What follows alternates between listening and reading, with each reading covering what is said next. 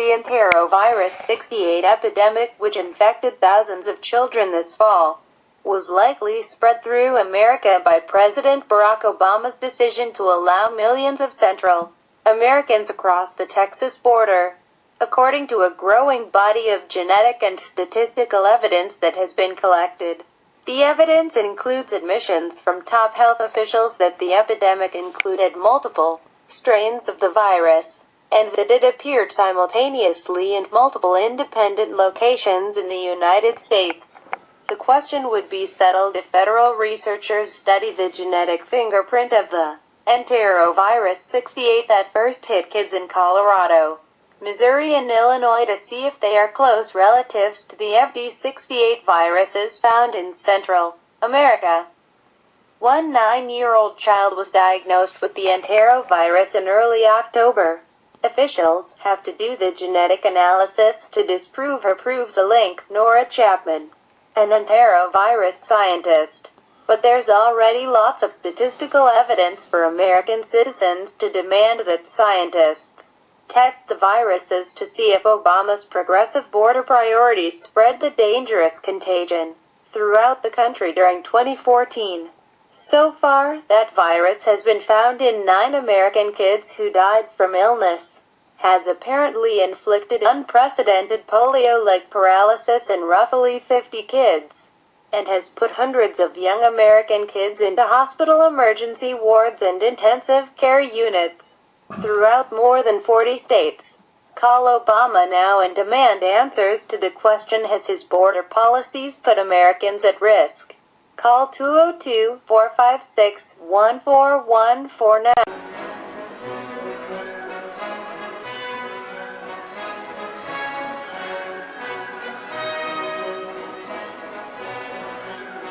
These rules are intended to tighten restrictions on the federal government from using without compensation assets and resources on Highland properties. A personnel permit for entry by each federal official can be obtained by applying for a limited access permit by sending a request for a permit to Highland Hill Farm at 5275 West Swamp Road, Fountainville, Pennsylvania, 18923, and enclosing an application fee of $1 million. No application will be considered unless a full detailed letter explaining what the access will entail, date of entry, date of exit, and a biosecurity plan for pathogen control is enclosed. The application shall include a $10 million bond to ensure that all of Highland's environmental regulations are followed. Further, all federal agents must show proof of a current background check and proof they are covered by a workman's liability insurance policy. All federal agents must follow guidelines set forth under Highland Hill Farms Biosecurity Plan in, wear full protective suits to prevent contamination of Highlands properties. Any federal agent who enters Highlands properties needs to have a separate vehicle entrance permit, which is available after obtaining a personal permit. All permit applications must include a sworn statement under penalty of perjury that all information is correct and signed by the applicant and his direct supervisor. All applicants must personally agree in writing to be liable for any damages they incur while on Highlands properties and agree to a hold harmless clause that Highland drafts. Applications shall be reviewed within 6 months, and Highland reserves the right to extend the application review time for an additional 6 months.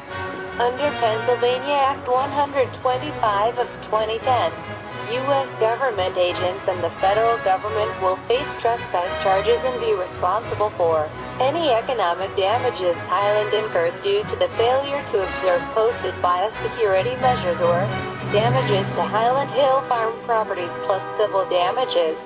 Highland reserves the right to reject any or all applications for any reason. When you hate your neighbor, call Highland Hill Farm. We provide screening and buffering trees.